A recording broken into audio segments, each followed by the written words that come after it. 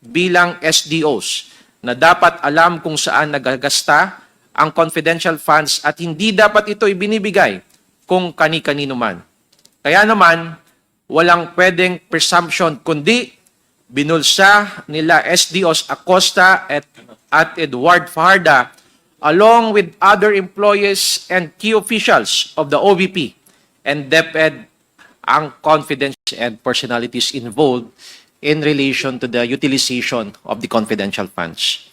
Mr. Chair, as the viewing public has known, we, the Committee on Good Government and Public Accountability, have been very committed to this inquiry arising from the privilege speech number 379 of the Honorable Congressman Rolando Valeriano made on September 3, 2024, on asserting the power of the purse of Congress and the motu proprio inquiry of Congresswoman Jinky Luistro's manifestation during the budget hearing of the Department of Education in the Committee on Appropriations held on September 2, 2024. Mr. Chair, our good members of the committee have very competently summarized the facts that we have gathered from the past 7 hearings on this matter. And this representation is very honored to concur with that view that indeed the time that we have poured into this endeavor has been time well spent.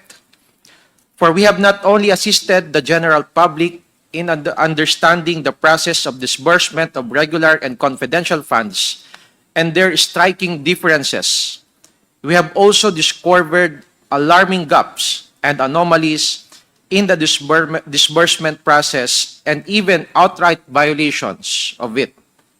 We believe that these findings, issues, and anomalies we have uncovered here will guide us not only in the present but also well into the future in crafting new legislation that will aim to better protect every single hard-earned centavo of our taxpayers' money. Gayunpaman, may isa pang tanong na kailangan nating sagutin at sigurado po ako na ang taong bayan ay gusto at interesado din ito pong malaman.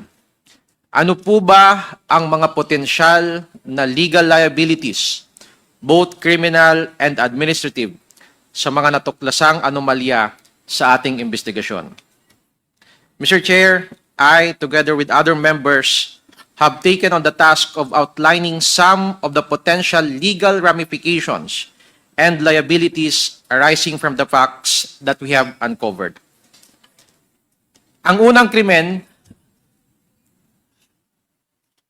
na pag-uusapan po natin ngayong araw ay ang tinatawag na technical malversation under the revised penal code. Ano po ba ito? Simply stated, it means that an accountable officer applies public funds to another purpose, kahit public purpose pa yan, which is different from that which they were originally appropriated for by law or ordinance. Sa madaling salita, ginamit sa ibang bagay ang pera ng taong bayan at hindi napunta sa orihinal na pinaglaanan nito.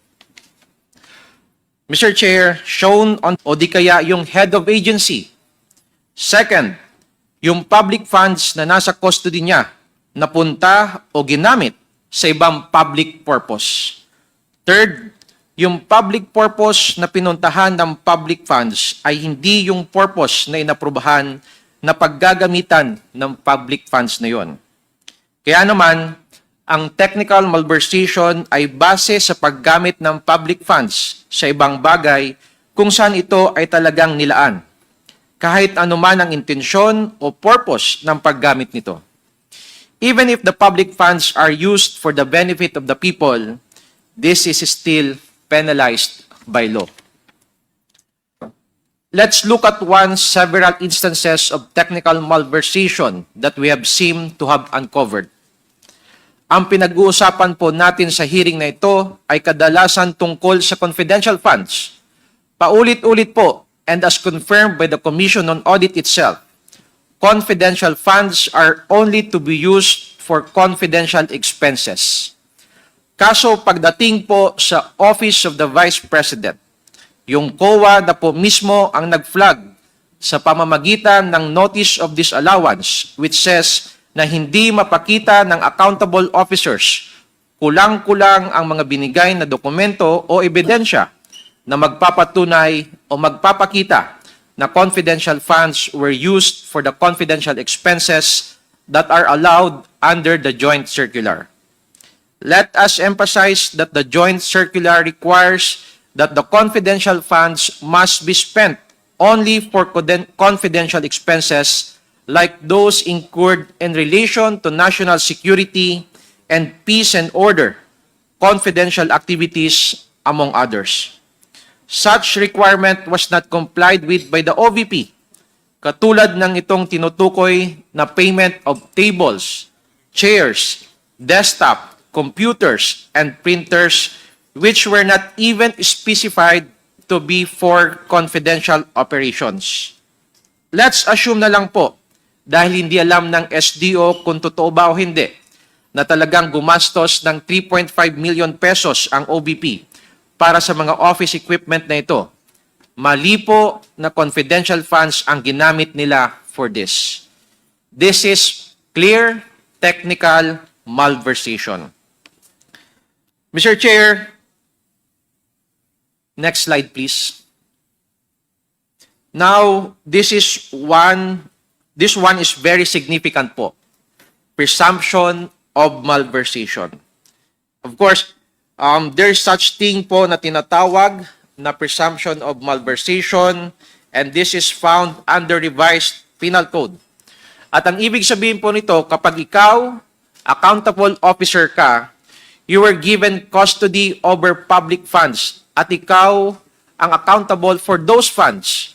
Kapag hinanap sa iyo kung nasaan yung funds or saan napunta at wala kang masagot, the law presumes na binulsa mo. Applying Article 217 of the Revised Penal Code, malversation is presumed to have been committed.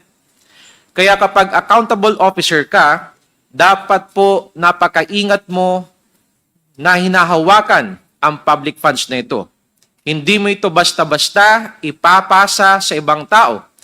You bear the burden of making sure that the public funds go exactly to the public purpose that they were intended for.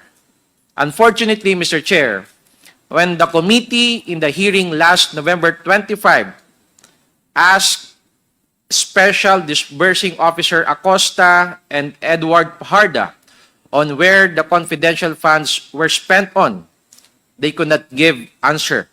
And worst, they merely stated that they handed it to their alleged respective security officers. Ito mismo ay malinaw na labag sa kanilang tungkulin bilang SDOs na dapat alam kung saan nagagasta ang confidential funds at hindi dapat ito ibinibigay kung kani-kanino man. Kaya naman, walang pwedeng presumption kundi binulsa nila SDOs Acosta at Edward Fajarda along with other employees and key officials of the OVP and DepEd ang confidential funds ng ating taong bayan. Yun lamang po.